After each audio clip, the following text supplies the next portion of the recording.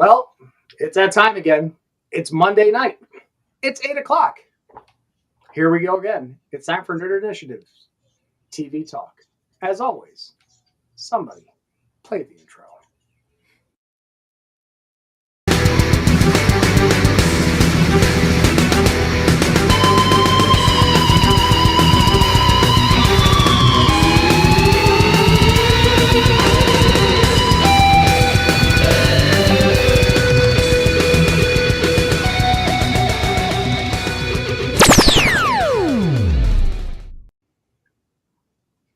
I think I'm the wrong way on that. I don't care. It still looks good.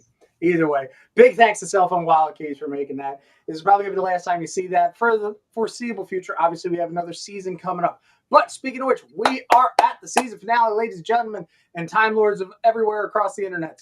My name is Off the Cuff Tom, Nerd Initiatives Pop Culture Connoisseur. Now, because we're doing the season finale, that means I got to bring back some of my friends, some of my companions, as it were. So, ladies and gentlemen, let me bring on the diva of drinks, the finest of the Frauleins of foam, Miss Lauren from Hopsgeek News, and then also on the other side, the voice actor supreme. He is the cell phone, the wallet, the keys. You check them every single time before you head out the door, Mr. Mickey Smith. Guys, thank you so much for joining me this evening. I appreciate it. Always coming back. Obviously, this is what we signed up for. You guys got to do one episode, and now we're doing the big, huge roundtable. So thank you so very much. It is a pleasure having you guys again. Thank you for having us. This has been fun. Yeah, man. Yeah, thanks for that awesome intro. That's what I do. I didn't realize. There you go. Now you're on the right screen. So now looks like I'm looking at you instead of over here. I like that screen. So, yeah. I mean, thank you for the intro. I mean, you've done a wonderful job with that, Hoon review. So kudos to you for that one. And then, again, this is so great to be able to talk about a fantastic show that's been going as long as it is. And now that I've found some people with me who get to enjoy this and talk about this freely instead of, we can't talk about this. Not like Bruno. So I think all introductions are now taken care of, if I'm correct. Right? Yeah. Yeah. You sure? No. Tom, say the thing. Oh, say the thing. I haven't said the thing the whole time, but coming at you live and direct straight from the Sanctum of Awesome. My name is Off the Cuff Tom, Nerd Initiatives Pop Culture Connoisseur. It's about time. I've kept it dangling right in front of you, but you usually hear me every single Tuesday on Turn Page. But I got to bring it up on here. So speaking of being up on here, make sure everybody you are in the chat, the super chat, everywhere else you might happen to be on the social medias. Let me know. No tie this time, Matt. No, I was only being fancy just for you. Yes, if anybody wants to see Tom in a tie, you got to go to the Hopsgeek News YouTube. He dressed up fancy for our podcast. I was all fancy and drinking a pousse. Yeah, he got real fancy. That's how we do it on our show. We're class. We're like Ron Burgundy over there. Oh, yeah. We're so classy. Like, seriously, I almost, since Matt wasn't here and if I had time on the way home because of work, I was going to pick up a Keystone Light just for Matt. Oh, God, that's terrible. Classy. Well, did you know that, being the pop culture connoisseur, did you know that the guy who played Keith Stone in the commercials about 10 years ago was on Broadway and was in the Rock of Ages cast, the Tony Award-winning cast. Wow. Not many people can say that. Yep. Go figure. Anyhow, we are talking Doctor Who. We are talking Empire of Death, ladies and gentlemen. So, unfortunately, because there's everybody and their brother on here, I did not want to junk up the screen. So we've got, this ticker going over here. We got Lauren down here. We got Mickey down here. I'm not going to throw up a bunch of pictures tonight. So we're all going to have to use our wibbly wobbly, timey-wimey thought process. We're going to have to imagine what we're doing here. Little theater of the mind. So, little theater of the mind, little D&D for the Doctor Who. That would be a good idea to think of it that way. What do you guys think? I mean, we're finally here. What did you think of just this episode? I mean, just let's do a brief spoiler-free. What'd you think? Go ahead, Lauren. So for this episode specifically, I felt like I got a little bit of closure, but I have so many more questions now than I did at the beginning of the season. That's a finale for you. Yeah, but I felt like this was more so. I felt like they really focused on the overarching story since the 3 Tenant specials, that there's still so much that I'm like, "Wait, but what about this? But what about that? But what about this?" That I trust the writers. They do have a tendency to let stories go on for a decade and then all of a sudden it will make sense. But I felt like they really, really planted a lot of seeds and not everything sprouted. But I did feel better at the end of this than I did last week because I was on last week and I rated last week's very low because they pulled that carrot immediately. I was just like, no, that was like the worst intermission. A week-long intermission was not cool, man. That was too like in the moment done. It was like the Sopranos finale where it was like, wait, what just happened? So, did they get their pizza? Did Meadow ever park the car? We don't know. I think they did. Nikki, what did you think about this particular episode? It was overall really good. Pulled a lot of emotional strings. It was, for me, it was very rushed though, and we'll talk about that later. I felt like they tried to push this. This could have been a whole season for me, or at least a 3 or 4 episode arc. We kind of just squished it into 1.5 to 2 episodes here. Well, do you think that's because we had to deal with the David Tennant specials? Because if you really think about it, the David Tennant specials really chewed up space in this season. Oh yeah. It was cool to have him back, but yeah, it definitely, I didn't understand why. I was like, we could have done this without him, but that's fine. I loved it. I was all for the fan. It was good to see him. I love him. Lie. Yeah, he's my favorite doctor. Together. Yeah, mine too. So it was good to see him. This I like these last 2 seasons. These last 2 episodes of the season. The season finale was good. It could have been so much more nuanced and stretched out. It just felt rushed, but overall pretty cool. So let's talk about this. So Sukteth or Suketh, I'm just going to keep messing it up all the time. Sutek is the god of death, part of the pantheon. As Lauren did the phenomenal download last week on all the info. And that was a huge deep dive. That was like, what, the 4th Doctor, right? Yeah, they went real far back. Doctor, and then he was also in the comics as well. And the fact that they even got the original voice actor. Yes, I love that. He was great. I know that's your wheelhouse right there. I thought that was great. And the whole idea of the sands of death and taking the character that had the really bad looking, Tutankhamun fugly looking mask thing, and then to make him this big, huge CGI Anubis with little minions with questionable face makeup. Because sometimes it's like, oh, and then others like, I can see your scenes. I thought that was fun, but 6 minutes into the episode, we start spreading out the sand of death. Yeah, that was. I think okay. So here's when they got. Are we doing spoilers now? We're spoilers. Oh, we're all into it. Let's just jump right in. So when they got Kate, I was like, no, I love her. We've seen her with many doctors. I was very upset. I was very heartbroken. And then they went for everybody and I was like, oh, they're all going to come back. So I felt like it made that moment. That was my problem from the start. I knew it. I was like, none of this is going to like matter in the end. I don't feel like it's not going to stick. Yeah. I was like, this has to like really be something serious, like mean something. And I was like, I just had that feeling. I was like, everything's going to be okay at the end. And it kind of was. So. Yeah, but I almost felt like it was a little too easy. I do feel like Ruby's story was finalized. I felt completion with her. I'm okay with her being done and moving on. A very short companion, but I felt like they did. I have no questions left with her. But I have to completely agree the fact of the, hey, let's kill everybody in unit. I'm like, no. And I mentioned this already. Why do you do this? Every single time you go back to unit, you add more characters just to have that emotional heft. And they even brought the one guy back, didn't they? The one guy that Kate was so upset that I was like, oh shit, he's even back. At the end, when everybody, when we finally get the resolution and how we anti-life equation it back, is that's the best way I can figure it out. It's everybody, but you killed Rose, you killed Kate Lethbridge Stewart.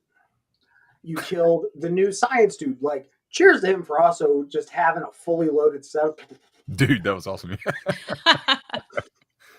I'm like, okay, so Nerf, are you gonna make that now? Like, here's the blaster segue from Nerf. But you knew without a doubt they weren't going to kill Rose. Like, no, that's Donna's No. daughter. There's no way in could hell. not do it. Then we cut, as the sands are going over, and we start to understand that the sands are literally everywhere. That Susan is the embodiment of death, of Sutek at every place that the TARDIS traveled. I was going to say everywhere he's landed, right? Like everywhere. Yep. The TARDIS has been, he's left a piece of himself there. Yeah. And the best part about it is that, I mean, the deep cuts that they were talking, Skaro, all kinds of other planets. And not only that, but it even went through time itself. So you could really think about it. The Weeping Angels, Blink, the spaceship, when we first meet Nardo, the Mondasian Cybermen. Like, it has this unbelievable domino effect that literally goes across space and time. So to really, really up the ante with that, I don't think we've really seen, thank you, Matt, seen something for me on that grand of a scale. I mean, I remember the Planet engine, which is a good one, where you had Barrowman and Fastest Temp and Chiswick and the Dr. Donna. But I still don't think that had the biggest oh shit moment for me. How about you guys? No, I agree. Yeah, definitely. It felt like really heavy, but then it was too easy of a fix for how long Sutek had been building this up. It would have been like if they just cut off Thanos' head as soon as they saw him, if Thor had immediately gone for the head. So I do feel like it was a little too quick. But maybe he's not completely dead. I don't know. That was interesting, though. The doctor's like, you made me something I never wanted to be. And he was acting like he actually did kill Sutek, which, he's Batman. He never kills anybody. But it was interesting. And I love the fact that, when they were finally back in the time window and trying to figure out what was going on, that it was the memory TARDIS. Now, are you guys familiar with the memory TARDIS? No, but I did think that was really cool. Okay, so the memory TARDIS happened just after Tennant and, just like when Jodie and Tennant had just changed, and they were trying to do this whole side project YouTube gig stuff of, oh, hey, let's bring back the companions and let's do, the AA for companions. On the flip side, they were doing little mini YouTube pieces of the companions in this memory TARDIS that only appears when you are so locked into memories. So for somebody who actually paid attention to the ancillary media for once, I didn't even know that was a thing. Oh, yeah, it's a thing. I was like, shit, it's the memory TARDIS. I was totally dead. And you look around in the memory TARDIS. My God, it was like, okay, Mickey, what was the thing that you found in the memory TARDIS that you responded to? Oh, God. Man, I'm trying to remember everything I saw. There was so much stuff, but I know, so much memories. I remember seeing a lot of like the old Doctor's wardrobes, like 5 and 6, and I think I saw some of 8, and I was like, oh, I recognize those things, not like the little. A lot of the props. There was so much stuff. It was like overwhelming to me for a minute. I was like, what is all this? It's like the Where's Wally of and I had to say Where's Wally because they don't call him Waldo over there. How about you, Lauren? What thing in the memory TARDIS stood out to you? I think Mel reacting to the wardrobe that her doctor wore. I really enjoyed that because that was very, even though he's there, I guess it's almost like how you'll, miss your children when they were babies or something like that. Like, even though he's there, it's different. And it's, so I enjoyed seeing her like that. Yeah. So for me, a few certain things, David Tennant's TV monitor that he would always pull around, it had the big, huge, stretchy, actuating arm on there. I loved all the different consoles or parts of consoles. Hell, even the ceiling was Four's console. Like you saw but it was coming from the ceiling. But if you looked, it had all 6 sides on it. You had a piece of the desktop console that was Tennant's and early Matt's or Eccleston's and Tennant's.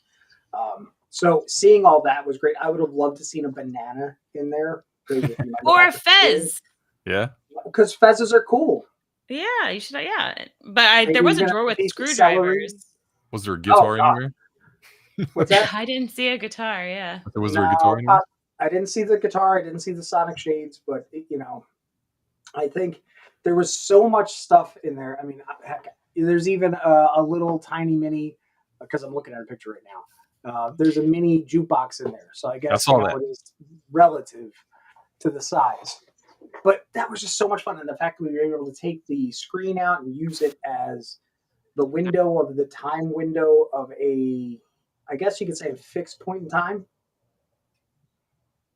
I guess so. using Yeah. the whole Yeah. idea of memory being attached to the time and place. That's where I got that out of. Yeah. I thought that was pretty cool. But then it's like, well, how do we take care of Sutek? And, Sutek's trying to find Ruby's Tuesday's mom. And I'm like, okay, where'd this come from? And all of a sudden I'm thinking, what? It's a truth. I keep saying Ruby Tuesday. I know you did it last week too, and it took me Yeah. a second. I'm like, wait, that wasn't her name. No, it wasn't. But you can get a, all you can eat salad bar. That's right. Garden bar. Thank you very much. Oh, my bad. Yep, What's the difference? $7.99. It's $3.50 if you add it with a meal. I waited tables there a long time ago. So did my brother, actually. Yep, and they'll tell you the same. It's the garden bar. Anyhow, back to some other reality. Okay, I gotta say, this whole idea of figuring out who Ruby's mom is that, which is so important, fell flat. Yes. Like, finding out who the mom is at the end, but finding out who the mom is as a plot point. It was the opposite effect for me of when I thought about it. I thought about Rey Skywalker immediately, where I was like, I wanted her to be, a nobody, unimportant, like, just a person. And this, I had the opposite feeling. I wanted Ruby to be like really important and special. Like her mom was somebody, a big deal, right? Because you see all these moments that are affected by that snow, which we kind of figure out that's something else, I think, there at the end of this episode with the old lady in all white, which was the neighbor. But yeah, I was just like, man, I wanted it to mean something more than just a person. I agree. And also the way they built it up in that moment where we thought we were about to find it out, like they really drew that out where you wanted that moment and they just like took it away. Yeah. Keep this PG-13, so I won't compare it to anything, but you can imagine what I'm thinking of, to where then you're just incredibly disappointed. And then, but then I did like how he explained that we're the ones that put the emphasis on the name. We're the ones that make it important. He thinks it's important because we think it's important. So I did kind of like that. And it really goes into, just celebrities in general. Like, why is, LeBron James so important, and why is the Kardashians so important? Because of the importance that we place on them. So I did think that was kind of a cool twist, and showing, because the doctor genuinely thinks everybody is special. So of course, Ruby Sunday is special. And of course her mother is special. But it was funny because my mom kept having all these theories. She even called me and she's like, what if it's the doctor's daughter's daughter? And I was like, oh my gosh. She's like, she even looks like Georgia Tennant. And my mom was like going off, and I was like, these are great theories. I wish we had talked about this before I went on with Tom last week. And then it was nobody. But my mom even was you're like, well, always welcome on. You're always welcome. We'll skip her 1 week. We'll get the Hops Geek mom. Well, I mean, she was the old Who, man. She watched it in the 60s, so. Cool. But it totally, like, I mean, you know what my theory was? My theory was she was a child of the Pantheon.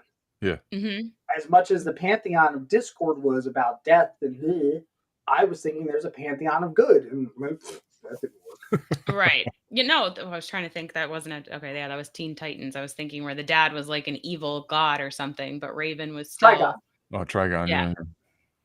But yeah, I thought that theory was great. I thought everybody's theories were great, but they were all wrong. All wrong. And that's is that good writing or really good writing towards red herrings?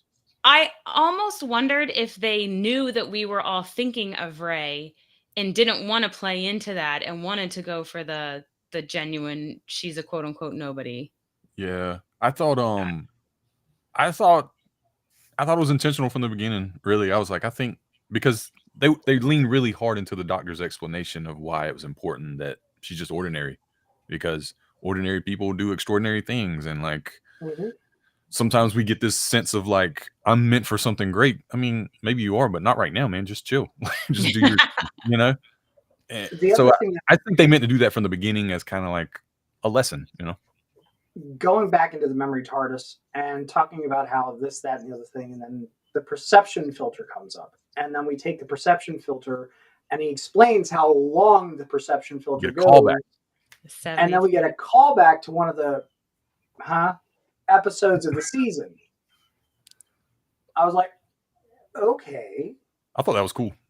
Mm-hmm. I thought that was cool, but again, I think that was the only way to legitimize that episode.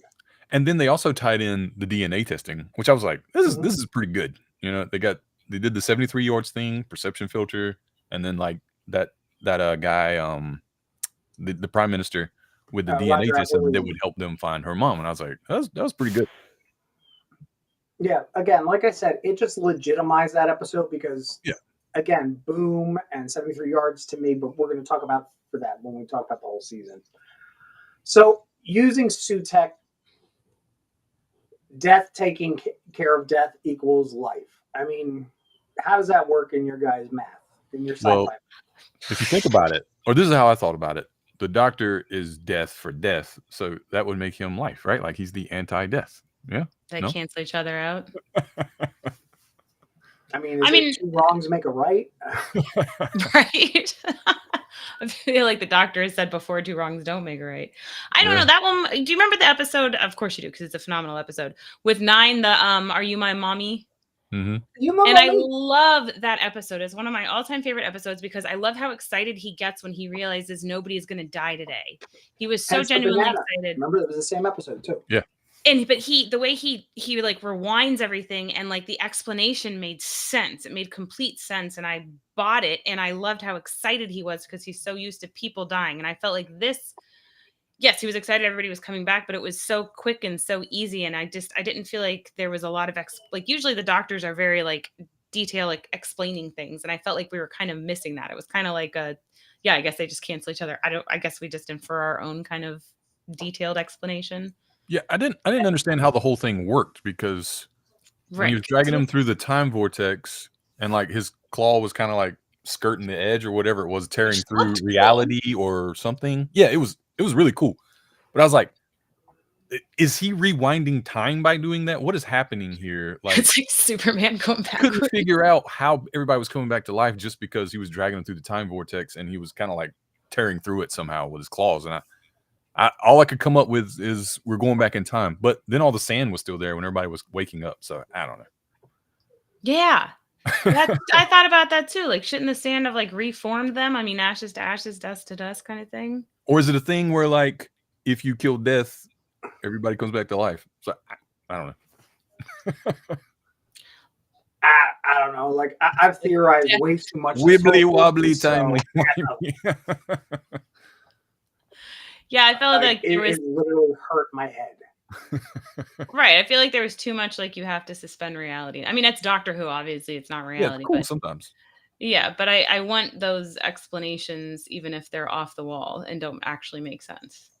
And I think Mickey, made a very good point that the fact that we only had 6 or 7 episodes with Ncuti to squeeze everything in. Yeah, so because Tennant did what he did, and we finally got resolution, for the best temp in Chiswick, which I'm super stoked for. Took away from what we could have gotten in this. How long were, I can't remember. They were longer. They were at least like 20 episodes, maybe 18 older seasons. Like the Tennant and Smith episode. Yeah, older seasons used to run anywhere from 13 to 18 to 20 episodes. And then all of a sudden, right around Matt Smith, and they started, let's do half seasons, and we'll be back in the fall, we'll be back in the spring, here's the Christmas episode. And it's like, shit, let's just start throwing more money into effects and less onto doing things. And then COVID happened. Yeah, because this all needed more time to breathe. And it would have been a lot better. Some of these episodes are really good, but some of them needed more time and more. I don't know what you say, but yeah, and I think we all have said throughout the season, like the relationship between the Doctor and Ruby was not very much so built up. But I think it's also because they knew she wasn't going to be around long, maybe. But I will say one of the things I'm glad we have back are the Christmas specials, because Jodie only got New Year's specials. And those were not as much fun because they weren't relevant to the holiday like at all. And Well, it does. I Go ahead. think they did that just because Chibnall wanted to throw it up a little bit, or to not have the correlation of Doctor Who to Christmas. It was a That's terrible my idea. opinion. I mean, I love watching the Christmas specials. They're so much fun, and they're ones that are great to revisit each year too. But then I was on IMDb today, and it looks like the next season it will be a Christmas special, because the first episode for season 2 says "Joy to the World," so I'm assuming that's a Christmas episode. So it looks like it shouldn't be too long. Whereas there was a big, it was always like, when the heck is Doctor Who coming back? So hopefully at least they start coming back sooner. Right. Oh no! Don't do that. Yeah. Wait, what just happened there?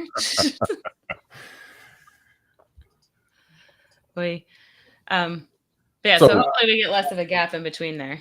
Yeah. One of my favorite parts of this season finale was the scene in the deserted planet where the Doctor shows up and the lady's just there. She don't remember anything about who she is, what her planet is, or her name, or anything. Or her and daughter. She was so kind to him, and I felt like that scene was really good because, number one, they were both doing a really good job acting. I was really into that moment. I want to go back to that planet. And then and then we also get kind of an explanation as to how this, I guess, dust works. It travels through memories, it travels through families, it travels through everything. Nothing is safe. It doesn't matter where you are, what time you're in, or anything. It travels through time. It even got Mel in the memory TARDIS. Yeah. Oh, dude, and that was just... So after the Doctor finally realizes what he has to do when they go to the 2046, and he does the whole DNA thing, and realizes that Mel is too cold. Yeah. And he realizes just him and Ruby. Big props to Ncuti Gatwa. I mean, he has just been acting his ass off this season. Monster. Yeah. I mean, quite frankly, as much as he's having fun, he is putting that much more into the serious and dramatic role. Mm-hmm. He's been a powerhouse actor this whole season. Yeah. And I cannot wait to see where he goes with it. And we know that Millie Gibson is coming back. There has been some behind-the-scenes stuff. She's even announced that she'll be back, but her tenure is still wishy-washy. There's also the fact that there is, from what I've heard, a new companion coming, which I think is going to help bolster the show. Like you said, Lauren, the feeling between the Doctor and Ruby Tuesday is kind of genuinely disingenuine. That's my best friend. Why? Right. Yeah, that's not your best friend. Yeah, you guys just met. Plus, she's so young. That's all right. I'll never get over that, how little she is. That was a pretty cool, though. We like younger women, okay? Just saying. She's younger than my daughter. That's why it feels weird, because I'm old enough to be her mom. I understand that. But mom power is activated. But young girls have a tendency to kind of latch on pretty quick. Well, young people in general have a tendency to kind of latch on pretty quick to someone that's cool or they like, and or she whatever. Didn't have a father. Yeah, it was definitely a father-daughter kind of she looked up to him. I never got any ick or anything like that. Right. I thought that they handled that perfectly fine. Yeah. And they had a really emotional, parting there at the end where I was like, dang, man, I didn't feel a whole lot of like you said, like you guys said, their relationship was kind of wishy-washy to be what it was, but there at the end though, man, I was like, I'm feeling this. They're both killing it right now. Mm-hmm. I'm in the moment. This is great. I didn't like though when at the end with her mom, I wanted her to go find her mom. Obviously her mom did not want to give her up. So I've never been in that situation, but I imagine if you gave up a child for the betterment of that child and not because you just didn't want to have a kid yet, and that was heartbreaking, that she would be happy to find that kid. So I didn't like when the doctor was like, maybe you should leave her alone. No, because I'm sure the mom's thinking about her every day. And I lost in that moment. I just the tears just started pouring. I thought that was such a beautiful moment and such a great, and I guess that's why I felt like Ruby's story was over. It was such a happy ending for her because she traveled through time and space to find out who her mother was. And it's just some random woman who's just trying to live her life that had a terrible childhood and wanted Ruby to have better. And then the mom had a happy ending too, because she found out Ruby did have better, and that Ruby did have a great mom who loves her and is there for her, and a great grandmother who loves her and is there for her. So I thought that that was a great emotional, bow on the Christmas package that she opened up on, that started her story on Christmas Eve. Right. Okay, but this that was weird. I didn't like that. Yeah. So yeah, that pointing was very ominous and like intentional. Not like, oh look, there's a road called Ruby Road. It was like, right. You. It was the monkey in the closet. Hey, like, nobody can see me pointing to the sign, but this is what I'm going to do because plot point. Right. Yeah, I didn't like that. I will agree with that. Yeah, that was terrible. I mean, all in all, nobody goes like that ever. Like dramatically turns around, like yeah, and like straight, like locks your elbow. You couldn't see their face, but you just knew it was like a 100%. I farted sideways. It's interesting to see how we've gone through this whole season and how much stuff has been built up to this Empire of Death and how it was a quick turnaround. But we ended on a really neat twist. Susan twist, in fact. Walking out and there's snow. And here's my theory. You ready? I think she's might be part of the living snow, like the snowmen. If you were talking about the evil snowmen? Cool. Yup. Oh. Those were fun. Those are fun. I'll buy any theory at this point. It sounds good to me. Snow never forgets. That's why she would know what a TARDIS is. Oh, yeah. That's true. That was interesting when she's like, this isn't how I wanted this story to end, when they dusted away. Yeah. And so while we're talking about this, each time, Ruby would have a moment where it snowed, like that was connected to her, I guess. Like that's what it seemed like. It seemed like her memory coming to life, I guess.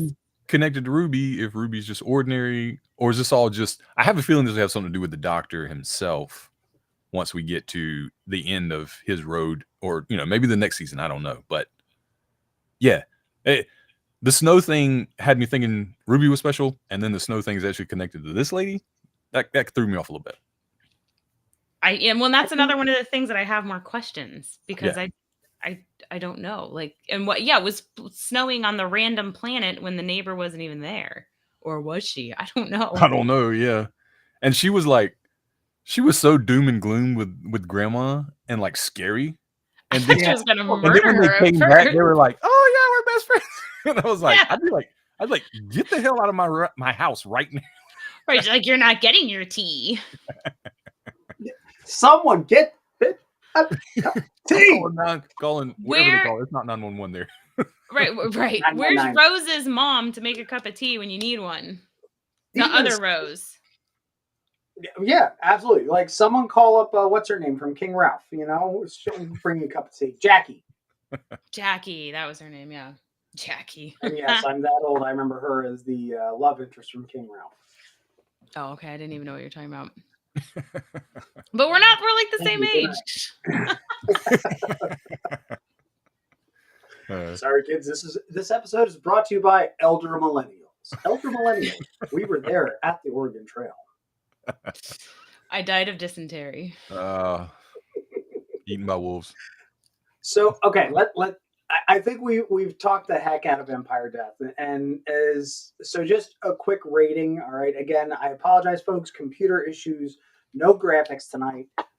What did everybody think about this week's episode? Let's start, ladies first. You can talk about this week's episode. You're giving it a. I don't remember what I sent you. For this week's episode, perfect. Even this week's episode, I'm going to give it a 12 out of 15. I liked it. I enjoyed it. I liked the wrapping up stuff. But again, I have so many more questions than I did at the beginning. And I do feel like there were parts that I was let down, but I wasn't upset at the end. I was okay with it, but I didn't love it. Okay. We can, yeah. I like it. You like it. We all like it. 12 out of 15, I think, is a solid. That's a good 75, 80% right there. So, Mickey, what did you think? So for this episode, I gave it Mhm. 10 out of 15 doctors. I thought, again, Ncuti is the man. Like, I could just watch him do anything, honestly, for 50 minutes to an hour. So there was a lot of great moments that I really loved. Like I said, the deserted planet was beautiful. I love the memory TARDIS. That was really cool. I love that he brought back the little gadgets that were just insignificant things, like a bungee strap, a glove, and a whistle. I love the whistle, by the way. I hope that stays around. Was great.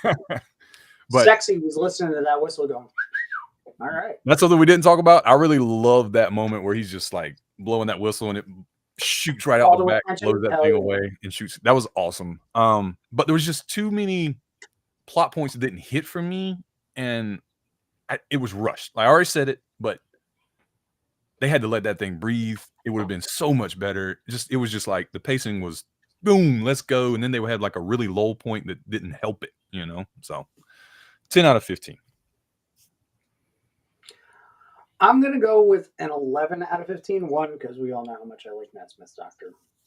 But I agree. I think that certain things were just shoehorned in there because we need to do this thing because we got to hit the checklist. I think on the flip, it's having those few little cliffhangers is always great to me. So I'm never going to knock that. Sorry, Lauren. No, it's fine. I just felt like there were too many. But the pacing and just the weird callbacks, like,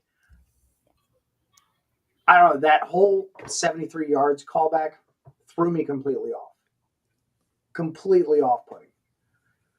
But again, like I've even said in the first episode, when we did the whole butterfly effect thing, I was like, oh, maybe we're getting alternate realities, you know?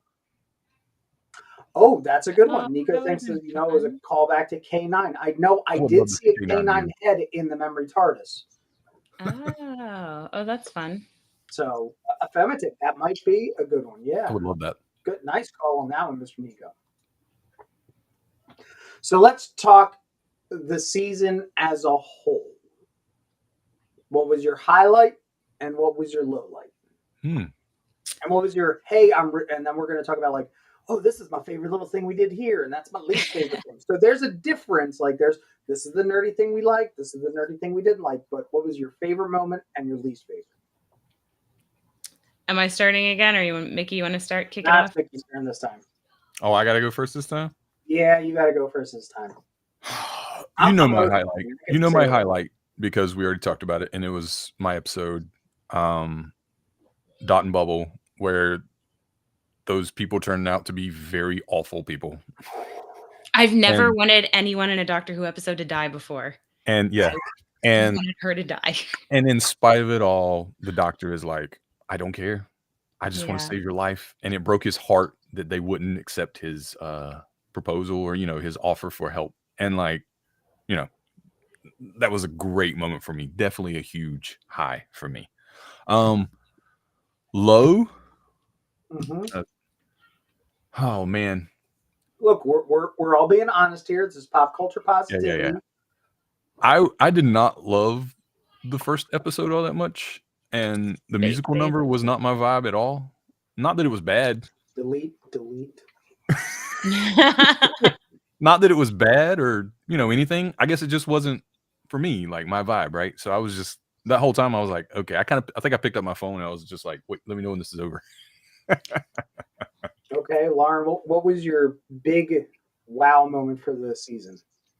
My favorite episode was the Rogue one, maybe just because I'm a huge Kristoff fan. But I love the relationship between cheers to Groff for just winning a Tony. Oh, I didn't even know that. Oh, good for him. Yeah. But I really loved their connection because they both have clearly gone through similar things, similar paths in life, and the way that they bonded. And the highlight of that episode was when Rogue asked the Doctor, can you sacrifice your friend to save the world? And he goes, no. And Rogue goes, I know. Like he knew that's what he was going to say because he knew that was the kind of person that he was. And then he sacrificed himself to save Ruby and essentially the world. And I absolutely loved that moment. And I was really hoping the finale was going to end with, okay, let's go find Rogue or something like, I don't, that story's not done. He better come back. Yeah. So I absolutely loved that scene. I really enjoyed that episode. It was a lot of fun, and it was very, who done it and this and that. And yeah, I thought that was fantastic. My least favorite moment, it was in Space Babies, was when the fart saved the day. I'm sorry. I That love was just so stupid. We're guys. You make a fart joke, we're good, man. Yeah, I man. mean, I'm a Kevin Smith fan. I appreciate a good, those kind of jokes, but that was just like, really? And the talking babies were a little creepy, and I just, yeah, that one I was like, wow, is this what this whole season's going to be like? But I actually liked the music episode. I really liked the maestro and all that. I thought that was cool. Yeah, I think my high for this whole season was getting it to do it with you guys. Was getting it to chat with all of you guys. But my actually, there's one scene that's my same high and my low, to be quite frank.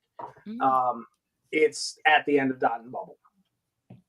Oh, okay? Yeah, I could see that. It's the same thing. It is so bittersweet because I could go on and probably do a whole thesaurus of words for the messed up mother. But the acting and how much that raw emotion, it evens out. They're both on the same level. Do not get me wrong. Rogue was a great episode. I'm a huge Bridgerton person, so I'm like, yeah. I've never even watched Bridgerton. Everybody, all the guys on Nerd Initiative should be watching this. You're missing out. Yes. My daughter watched it. She says it's really good. I do. I love the show. I also have a friend of mine who's the book smart one who's like, but that's not what they did. Artistic license, sweetie.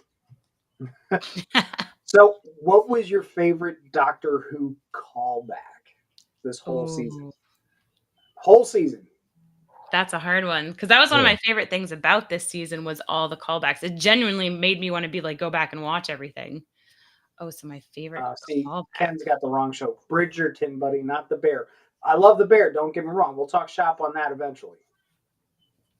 Oh, Matt's obsessed with the Bear. You'll have to have him on for that. Show. Love it as well. I haven't seen that one either. Oh my gosh, the best callback. I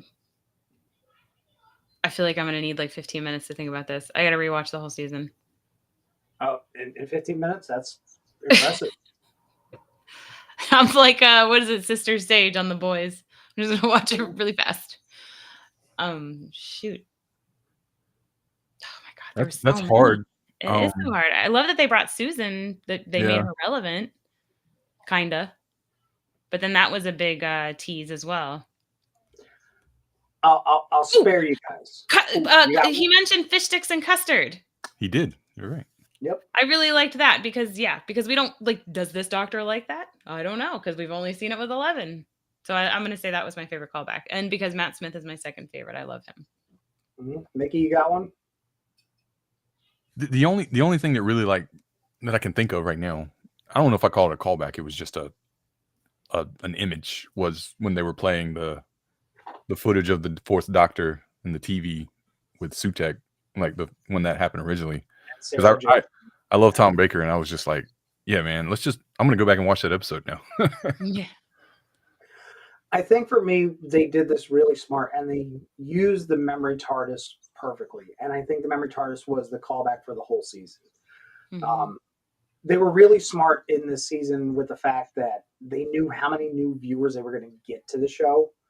And a lot of people are always intimidated when there's new Doctor Who or with Doctor Who in general, because we have how many years of backstory? Oh, right. Yeah. 60. So picking the toy maker and, then we've got the Maestro. And I think Abbey Road is probably one of the best historical places we went the whole time. I agree on that. I was going to bring that up. That episode was fantastic. Yeah. That did it for me. They smartly did the show so it was approachable for everybody to come in, and enough that they could understand what was going on, but they didn't have to know what was going on. Yeah. So it was there. The memory TARDIS and the other little callbacks were there for those who know, but it wasn't so obvious as in, hey, here's the thing you're supposed to know about. Right there. It's right there. Power Rangers. So I got to give them credit for that. Now, as an overall, okay, when we're talking the whole season, talking all the way from the Maestro all the way to Empire of Death, what did you guys give the whole season? Again, this is on our 1 out of 15 scale, that scale being as many doctors as there are. All right. I will go first this time because my turn. Personally, I gave it a 12. I really think that they did well with what they were working with. But could they have done better? I think because, again, the fact that with doing the whole 14th Doctor,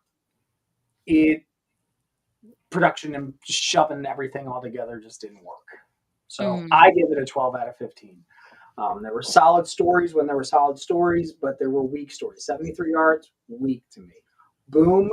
As far as acting was great because they literally did that whole episode pretty much in that crater, which is a testament to the actor's abilities. But again, it's just dot and bubble. Again, great at the end. Crap during the whole thing. I mean, I didn't need 90% of that episode. You didn't need to see them not know how to walk?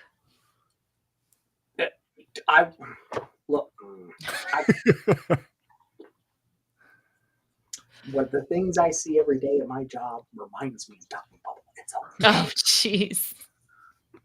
Okay? If you know, you know. Anyhow, so that's where I'm at. Now, Mickey, where were you for the whole season? Whole season? Whole season. Yeah. I gave it 11 out of 15 doctors. I'm going to say this again. I sound like I'm beating a dead horse here. That's all right. We needed more episodes. Space this thing out. Let it breathe, right? Those last 2 episodes should have been 3 episodes. We should have had a few more things here and there to strengthen these plot points and these strings that they wanted to finish off for this season. Mm-hmm. I think it was a great first season for Ncuti Gatwa. It gave us our introduction to him. I feel like I understand what kind of doctor he's going to be going forward.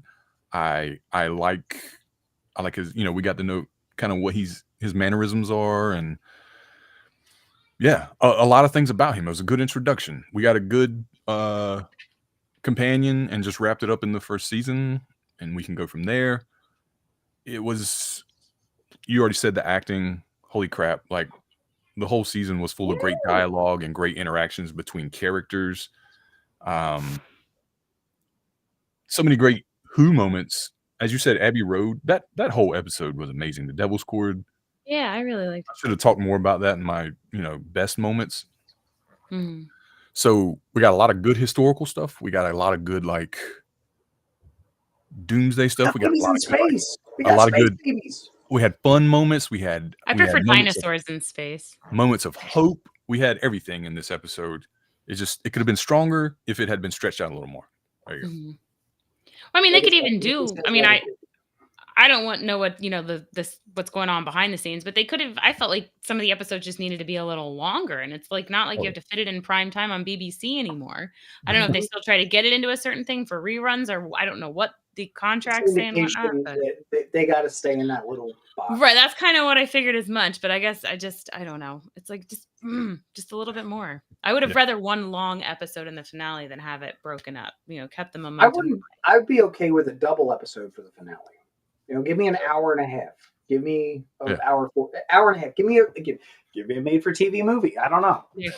Maybe next time I just need to have self-control and wait and watch them together. It worked for Paul McGann. Why not? Just saying. Yeah. All right, Lauren. So overall, the whole season, what do you think? So much like you both did, I'm going to rate this one above what I rated the finale because I enjoyed the overall season more than the finale. So I gave it a 12 for the finale. So I'm giving this a 13 out of 15. Again, I really like Ncuti. Can't wait to see more of him. I thought it was really interesting that he had a different outfit every time. I don't think we've ever seen that before. It's like how funny he changes clothes. He came back to the same outfit at the end of the. I did the notice that at the very end, yes. But we saw him in not just in period pieces. We saw him in just whatever he wanted to wear. Hoping we get more callbacks. I really, really enjoyed all the callbacks. I know I've said that multiple times, but it's just Doctor Who always feels like different people. It doesn't always feel like the same person. And this felt more like, okay, these are the same person. Yeah, I think I'm just more excited for what it set up than how I felt about this season. That's fair. Agreed. I think that they're really smart in the way they handle that. With everything else going on, I mean, is there anything you really want to see happening in the next season? Do we want a particular character to come back besides Rogue? Oh, yeah. I was going to say Susan. He even said that was my fault. I never looked for her. You know, do we want Susan? I mean, do you think that they really did the dig for Susan just because it was a really good dig? I mean, it's been 60 years. Why? I'm going to be the skeptic and go, why do I need Susan at this point? Okay, so maybe we find him create Susan because he said that he didn't necessarily have kids, but he had a grandkid, and that's the life of a Time Lord. So, you know, if River's not her mom, like, you know, let's go find a baby mama. Okay. And Rogue, so I don't know what I'm saying, so never mind. Mickey, is there anybody that you'd like to see this Doctor, you know, bring back, which I know they've done a lot of, or is there another storyline or something that you think that they could really go into? I mean, I know we'll get it eventually because it's Doctor Who, but just I wanted to see one of the, you know, classic Weeping Angels? Classic villains, yeah. Like, I don't care who it is, really. Daleks, Cybermen, Angels, whatever. Yeah, I'm ready to see how he interacts with those things because every Doctor, you know, has a different way that they handle those, and it'll be interesting to see what he does. And going back to the Susan thing, they definitely pushed family really hard in this first season, so I don't know if that's something they're going to stick with throughout his, you know, stay. But yeah, something like that. All right, can I be a cynic here real quick? Sure. Okay, so when they were filming this, here's gonna be the off the cuff for this one. When they were filming this, it was just coming out of COVID. COVID was, for me, everything I read out of all media, whatever TV show or this, that, or the other thing, they were always pushing the found family thing. Found family. Oh, it's your found family. Yeah. I found my family, damn it. All right. Next. Okay, I got it. Cool. And I know that there's time that you got to do the post-production and do the ADR and do this and do that. Okay. No more found family. Like, we literally, Jodie Whittaker's whole thing was the fan. Like, come on. She had so many companions and they just ditched them all. I felt like I like it when they keep a companion because I feel like it eases you in and it still feels like more so like the same show. And I liked how Clara had a hard time accepting this new Doctor. Yeah, that was cool. You know, like I like that Graham was able to get his send off with Ace because you know, I think they would definitely balance each other out. That's one thing I like. Yaz just went back to being Yaz, and who was the other guy? Exactly. It was Graham's grandson. Yeah. Yeah. Anyway, I think Yaz and Ncuti could be a lot of fun. I liked Yaz. It's true. I mean, I get that she was in love with the Doctor, but I mean, I don't know. I thought Martha? she was great. I was going to say, I'd like to see one of my favorite companions, Martha, come back. That'd be great. Martha and Mickey. I think I mentioned that last week. See what kind of, you know, they're probably, you know, raising a couple kids, fighting some aliens, helping save the world themselves. Yeah. Mm-hmm. Torchwood 2.0. There you go. You know, I'm just saying. So, having that all said, we have talked Doctor Who like nobody's business. Now, everybody that's out there, everybody that's in the chat, in the super chat, we don't know what we're doing next week. Okay? I can talk TV like nobody's business. All right? So make sure that you're following everything that we're doing over here at the Nerd Initiative. Oh, Ken's got the best one. Ken wants to do a Legends of Tomorrow crossover. I don't think that scheduling will work with that.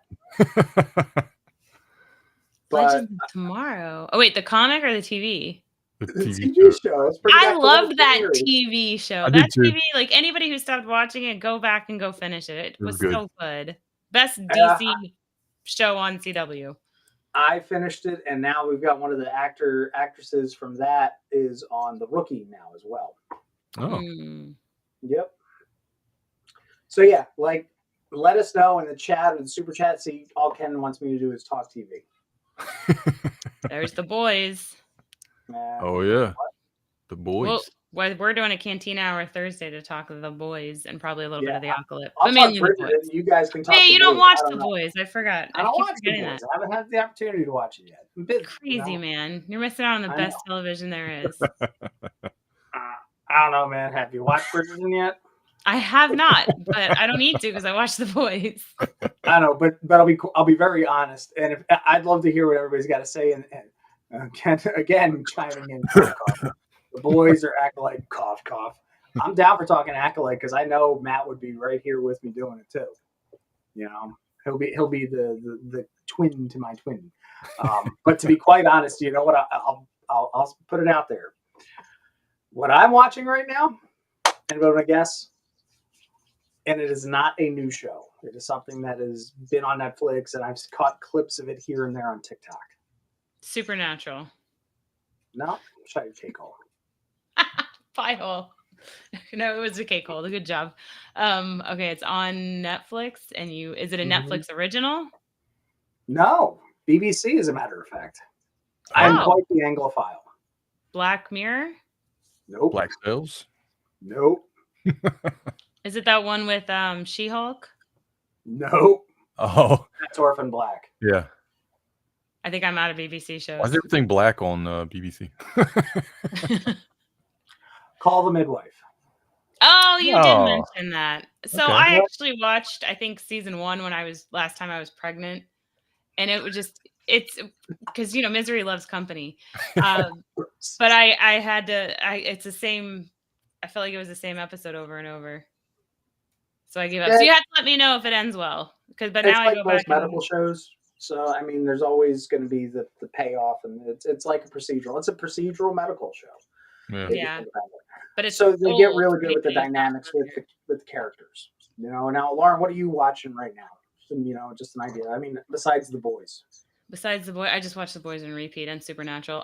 No, I'm actually torturing myself by rewatching everything X-Men and Wolverine right now. Not all torture, but I am on the Phoenix right now. So that's my go-to treadmill folding laundry show right now. So, what's funny is I just recently started the Phoenix. Dazzler makes a cameo in that. So she's dancing in the woods in their little party, and everybody's talking about, oh, Dazzler's going to be in Deadpool, and it's going to be Taylor Swift, and I had completely forgot she was in that movie. So I'm going through all of those, and we're going to do some episodes before the movie, and obviously I'm a huge Wolverine fan, so. No Dark Phoenix. That one probably is the worst. I will definitely not be watching New Mutants again. I cannot do that to myself. That's where I draw the line. I haven't even watched it. I even have a copy of New Mutants #1, and I'm like, I just can't do it. And I like Anna Taylor-Joy, but still, I just can't do it. There you go. Ken says specifically, no. Mickey, what are you watching right now? Other than The Boys? Other than The Boys. Yeah. I missed the show when it came out, but Abbott Elementary, like me and the wife are kind of binging that, and it's fantastic. By the way, we're almost on season 4, or I don't know if there is a season 4. We're in season 3 right now, almost done. And man, I'm telling you, that's good. That's good. I've heard great things about it. I honestly haven't watched network comedy in a long time because I think that nothing can live up to How I Met Your Mother. Yeah. It's funny. It's heartwarming. I learned a lot of things that, I didn't know about, like, low income schools and, all the troubles they go through. And yeah. And I will be watching The Bear next week for sure with bells on. I think what I'm going to have to do here is maybe I'm going to use next week just as a filler and talk about maybe some of my favorite TV shows and, kind of stuff, maybe. And I think maybe we should do The Bear because I have an interesting background. I don't know if you guys know. I actually went to culinary school. I have some chops. So watching the show literally gave me PTSD in the first season.